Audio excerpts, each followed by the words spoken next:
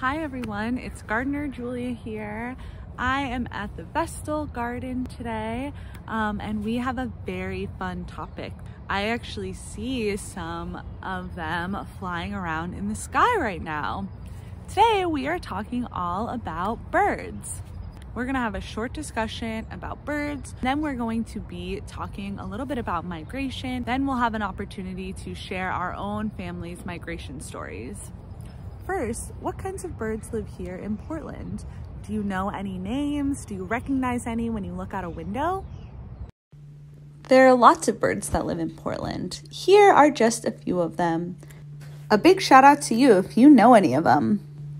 An American robin, a black-capped chickadee, northern flickers, Anna's hummingbirds, song sparrows, California scrub jays, dark-eyed juncos, bald eagles, red-tailed hawks, peregrine falcons, and ospreys.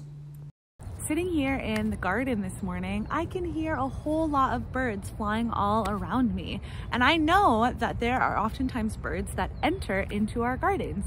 Do you think that birds help the garden? Totally. Can you think of some ways that birds might be helping our garden? They do things like eat unwanted pests, rodents, slugs, and a bunch of other bugs that will eat our vegetables. They are really great seed dispersers. Birds are responsible for moving seeds all over the world when they eat them, and they're flying over and they will poop them out in a different location. Birds are also really great pollinators, just like our bees. And of course, as is the food web, they provide food for other larger predators like us. If you're a meat eater, then birds are definitely beneficial for you. And of course, my favorite reason why I like birds in the garden, when I am working out here, I love to hear birds all around me and see them visiting our garden. So we know why birds help the garden and us, but how can we in turn help our birds out? They are very sensitive little creatures and we can do a lot to help protect them. Here are 4 easy ways to help protect birds. First, keep your cat indoors. Outdoor cats are one of birds' largest predators, so by keeping your cat indoors, you're helping to keep birds safe. Second, birds have a difficult time avoiding flying into clear windows, so you can put stickers and bird decals on your windows to help them see where they're going. You can easily make homemade bird decals to stick on your windows from home. Third, try to provide a habitat for birds. Try to plant trees and plants that birds can nest in, hide in, and eat from. And finally, turn out your lights. Too many lights from cities and houses can make it difficult for birds to see the stars to help them navigate where they are going. So we just learned some ways to help protect birds on their migration. Lots of animals and of course humans migrate all over the world. Birds are a great example of an animal that migrates. So are whales, some butterflies, bats migrate, and of course our sea turtles, they migrate too. But the journey of migration to travel sometimes thousands and thousands of miles can be a really taxing journey. Why do our animals migrate? Well, migration provides a higher certainty of more food, a warmer climate in order to breed in, safety, and for human beings, we migrate, and oftentimes that's for the opportunities. So it's not just animals that migrate, right? People migrate all the time. Almost everyone who lives here in Portland has migrated here from another place. I am not originally born here in Portland, and even further than me, my family migrated and changed their homes in order for me to even be here. Of course, not everyone has migrated here. Indigenous people who have lived here and are native to this land have been living here for generations and generations. For the rest of our time, we're going to be thinking of these different stories of migration. We're going to be talking about one bird in particular, and also looking at potentially our own stories, how we got here, how our families got here for us to be living here today. So we just talked about a couple different examples of different animals that migrate, right? Sea turtles, salmon, whales, bats even. Animals and birds use many complex systems in order to navigate where they're going. They will use their sense of smell, even where they are in proportion to stars in the sky and the sun. Birds actually also use the Earth's magnetic field to figure out where they need to go. Birds, interestingly, often only navigate at nighttime. This allows them to use these stars for navigations, as well as the cooler climates makes it easier for travel. And of course, it's much safer for them to be traveling at nighttime than it is in the middle of the day. So let's look at one bird in particular that migrates through Portland, the Vox Swift. They are some of the fastest flying birds. They have broken a bunch of records, including swifts that have remained airborne for 10 months. Think about that. They didn't even land. They continue flying in their sleep.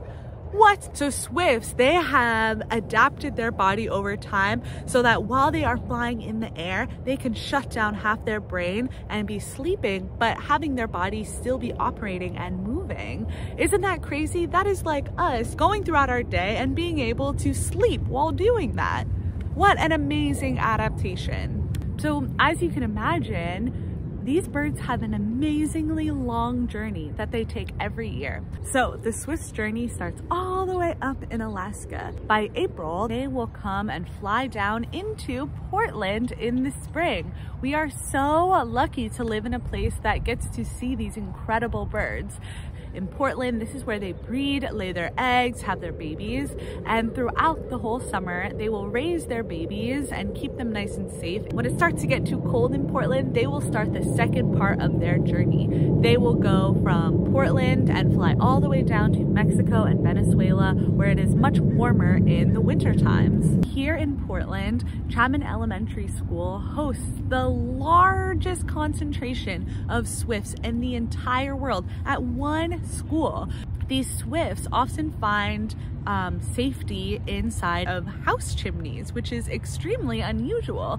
They will do this incredible thing where thousands and thousands of swifts will spin around in the sky together and dive into the chimney of Chapman Elementary School. This has become such a regular occurrence every year for the last 40 years that the Portland Audubon Society actually raised enough money for the school to build their own separate chimney that can heat the school without harming any of these swifts that are finding home there. All right, so to recap, the swifts migration starts in Alaska. It moves down, of course, making a special stop in Portland for the spring and the summer before they head down to Central America, mostly in Mexico and Venezuela, for the winters. But your activity is to use the map that is attached to map out the journey of these swifts. You can draw a line to show where they travel throughout their journey of migration. So it doesn't have to be perfect, but try to make it as close as possible and make sure you don't forget the stop in Portland. The next thing that you're gonna do is that you're then going to take that map of the world and try to roughly map out your family's migration story. Some of us might have family that migrated here a couple generations ago, while some of us might have migration stories that actually happened to us. So you can take this opportunity to map out where your migration story is in relation to the swifts. Maybe some of your migration stories are quite similar to that of the swifts. My grandma, she was born in Mexico. She was born in a small town on the coast of Mexico where she, when she was in her 30s, migrated to the United States, and she ended up in San Francisco. From there, she met my grandfather, who also came from Mexico, but through adoption, and they met and moved down to San Diego. From there, my mom moved back up to San Francisco, where she had me and my brother. And of course, the final leg of this journey is that me and my brother have actually both moved from San Francisco and into Portland. So my family has moved south up north, whereas swifts move north and they go down south. my family migrated for the opportunities. My grandmother didn't have as many opportunities that in Mexico that she ended up having in the United States. Of course, that journey had its challenges, but also had some great successes, like me being able to be here today in Portland. But the one thing that I think is really cool is that we all have somehow ended up here in Portland together. All right, thank you so much for joining me today to learn about migration stories and the migration story of our very mighty Swifts. If you want to see more videos and get more information about Swifts, you can look up them diving into chimneys on YouTube, or you can visit portlandaudubon.org. I will see you all next month. Bye!